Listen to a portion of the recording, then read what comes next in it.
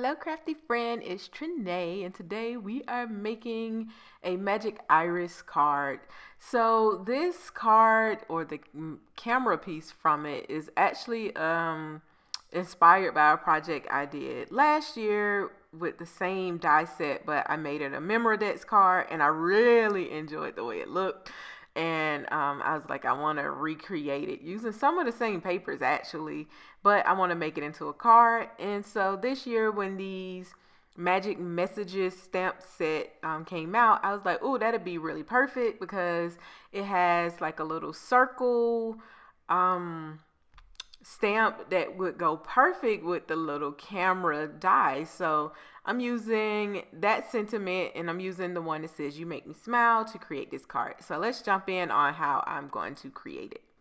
All right, so this project involved a lot of die cutting. I didn't want to put that all on camera, so I did it ahead of time, and now I'm just showing you what I used. So the little sausage looking piece and the little circle, I cut that out 3 times, and then I put that little, it's like another little piece you have to put on the circle, and it gives it like this little part where you put the little sausage piece. Lawn Fun has a really good tutorial, so check them out if you want like a step-by-step of how to put together the magic iris. So I'm also using the magic iris camera add-on, and I die cutted that out 2 times. The first with decorative paper, the second with some cardstock. The piece is like this little level that's gonna open up the little magic iris part. I cut those out twice. The lever, I did it twice on 110-pound cardstock, and it makes it very sturdy, so you don't have to worry about it ripping, like as your recipient open and close it. The stuff that was going to be decorative paper, I did it twice just so it would, have a little bit more weight to it. As you can see, I am adding adhesive to the back of those decorative pieces. Excuse my wild hair, y'all. I was like, I wasn't doing hair that day. So yeah, I put adhesive all on the back of it, and I layered those pieces together. So first it was like the circle piece, and that's gonna go around like the front of that card, and then I layered on like the little shutter button, and I put all the decorative pieces that are going to go on that on, and then that level I went on ahead and layered that up, and just get those pieces out of the way. For me, it's easier to go ahead and like put everything together, like those little pieces, and put them in like a little bowl. As you can see, I use this little wooden bowl, and it just prevents me from losing things, because stuff just get lost in my craft room sometimes when I'm creating, and stuff will get stuck to a sheet of paper and you don't know where things are. All right, so to keep it moving, for my decorative piece of the camera, I cut it along the perforated line because this paper was so pretty front and back that I wanted to use both sides of it. And this is Maggie Holmes, the paper that I'm using. I want to say it's might be from Sunny Day collection, or I don't know, but it's Maggie Holmes. I can't tell you that. I also took a clear sheet of acetate, and I'm just basically creating a camera lens, and I'm sandwiching that in between those 2 pieces. At first, my rationale for doing this was I was thinking about making it a shaker card like my example was, but to me it just ended up being like way too much. It would have been like too much going on in the card, and it would have took away from the sentiment. So I ended up just keeping it, like as a interactive card, but not a interactive shaker card. It was just all over the place. It would have been too much. So for that decorative piece, I add adhesive onto there. Sorry about the screen. The sun was bright this day in particular, and it was very harsh because I was doing this in the afternoon. So the sunlight was very harsh that was coming into my room.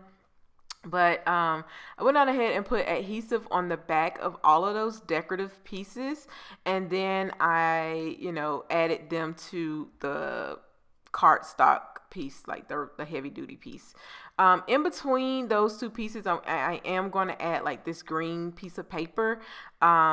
And I like doing this particular die, like putting all the little extra stuff in between the 2 layers. it just looks really clean when you get through if you do it this way. And I really enjoyed the way this came out. I did struggle a little bit with lining my pieces back up. I don't know. I don't know. My center of gravity must have been off that day because y'all, I struggled with lining up this paper. And in the end, it still wasn't perfect, but I'm going to show you how I covered it up with using one of these stitch rectangles. So I cut it out on that blue paper, and then like whenever you use like the stitch dies like this, it leaves like a little embossed line right there. That's what I used as my guide, and it made sure that both of my little pieces were the exact same width. And then for the length part, I added it to my camera, and then I just trimmed it down. Now to secure it to it, I am using score tape. This is like one of my favorite tapes. Like, I don't know if this is your first time, then you may not know my love for score tape, but I do love it. So here's another thing, another little area where I didn't really think about it. Honestly, y'all, I had forgot I put that acetate right there when I first pressed it down. But thankfully, acetate, it's pretty easy to get paper to release, or to get tape to release once you first push it down. So it didn't leave like any marks. And of course I used my shirt to clean it anyway, because I had on like one of those gym shirts. Y'all, I was bumming this particular day. Like, I was not leaving the house, so I was like in gym clothes. I didn't even comb my hair. I was like, I ain't doing it. I took a shower. I let that stuff air dry, and it was like in a wild, crazy fro, and it was like, whatever. I'm enjoying my day. So I put together the piece for the card, and like I said, Lawn Fun does a really good job of explaining how to use the magic iris better than I can in this particular video without making it like an hour long. But I can give you a quick tip of what I did. I have these like little teeny tiny clothespins, and if you use those, it'll kind of help keep those little sausage looking things in place. And once I was able to keep them in place, then I was able to like press down on the little dots, and because it's like these little clothespins, they were easy to just slide out, and it kind of prevented all of the little sticky dots from coming down at one time. I saw a video with somebody using like little clothespins, and I was like, yes, you are a genius, let me see if this works. And it did. So I've been doing it ever since I saw that. And, that's a tip. I wish I knew who like I'd be watching so many videos that I didn't even keep track of, like who came up with that idea. But if put them in the description, because it was a genius idea and it really works. So I'm not going to talk too much throughout this part because it's just, me putting together the pieces. If you need a tutorial, like I said, go to Lawn Fun, and they provide a step-by-step instruction video on how to do it.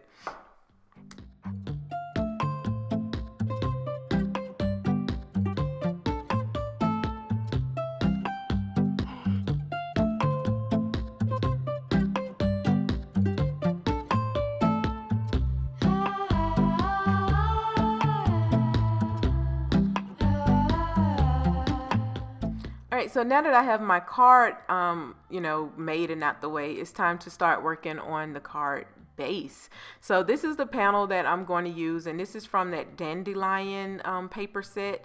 And what I did was I took out the little circle that came with, like after you die cut it, it gives you this little circle, and I use like one of those glittery clear jelly pens to like sketch out that circle. And I, created like my little guideline for where to put my stamp.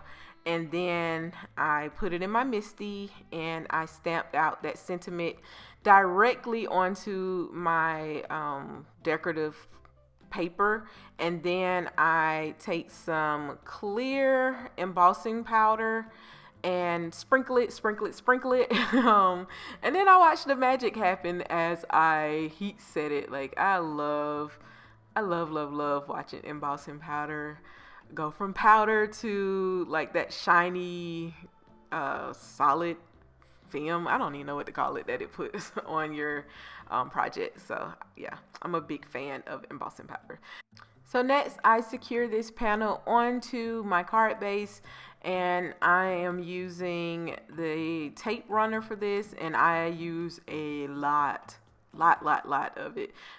Usually, I like to double up on adhesive and use like a liquid and a tape, but I am out of my Tombow Mono liquid adhesive glue and I need to go buy some more. So for this project, I only use the tape runner, which is fine. Like I just be going overboard and trying to do the most to make sure that my cards are not gonna come apart when I send them to the recipients. So next, I take the little camera and then I secure it to that panel. And y'all, I'm gonna just let you know, in case y'all doing this or you use this as an inspiration and you want to redo it, I messed up a little bit. So, as you can see, like at first, the little window was opening perfectly, but once I continued to decorate my card, I wanted to add like some grass onto there, and I did not account for this foam tape that I'm adding to the bottom so that I could add that piece of grass. It blocked my little handle from going all the way down. So when I open up the little magic iris, a little slither of blue shows through. It's not a lot to be like, girl, throw it away, try it again. It wasn't enough to make a difference. Well, you could see it, but to me, it didn't make the card look bad. So I kept moving on with it. So keep that in mind if you are like adding something to your card, that you want to make sure that you account for the little lever. So as you can see, it has like that little blue rim at the top, and it's just one of those things where I kept it moving because I wasn't starting over at this point. And to me, it don't look that bad. Let me know, should I have started over, or when you do stuff like this, do you keep going? But anyway, you get the gist. It opens and shut. That's what you want it to do, and you can still read the message. But yeah, after that, it's just basically adding on like all those little decorative pieces for the actual camera, like the little shutter button. And then after I get that on, we can jump into the fun part. And y'all know, for me, the fun part is always Copic coloring. Alright, so for this, I'm using the Copic paper. Very good paper if you are Copic coloring. It makes blending really easy. And I'm using the images from Elphie's Selfie, and it was one other stamp set that I used that had this little camera. So I stamped that out. I'm using the Lawn Fawn. It's their hybrid ink. I can't remember the actual name from it right off the top of my head. But if you're going to Copic color, it works beautifully. I kept my coloring on the basic side. For my mouse, I'm using W1, W3, and R20. I like those color because it gives a little bit of blush to the little character, and you can either add the little blush color in the beginning, or you can add it like after you put on all the other colors. So I did it both ways, so you can see. One of them will be a little bit brighter than the other one. The one that you do last is brighter if you want like that blush from underneath the skin and have like a muted look. Then, you know, put on the blush color and then color over it with your grays, and it'll be a little bit more muted. So for my elephant, I'm using the same R20, C1 and C3 and C5. I'm not doing like some type of grand coloring. I'm not even concerned about light source or anything. I just mainly, if it's a leg or something that's tucked back, then I make that darker. For like the little parts of his body that, you know, are like in shadows, I add a little bit.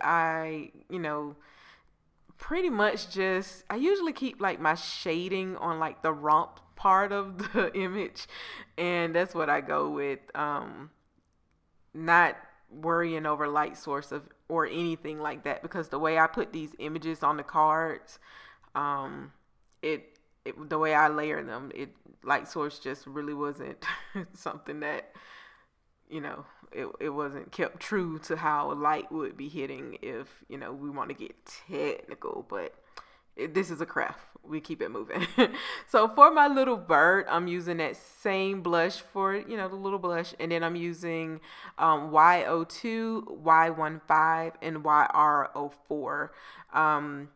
As you can see, nothing like extravagant. Just getting them colored. And my little camera, I am using B05, B06, C1, C3, and C5. And the way I do this is on the front part of the camera, I use my lighter colors. And on that side, I use the darker colors. And it kind of gives it a little bit more dimension, or at least I think it gives it a little bit more dimension. And it keeps it from looking too flat. And it's not really shading because it's like everything on that side.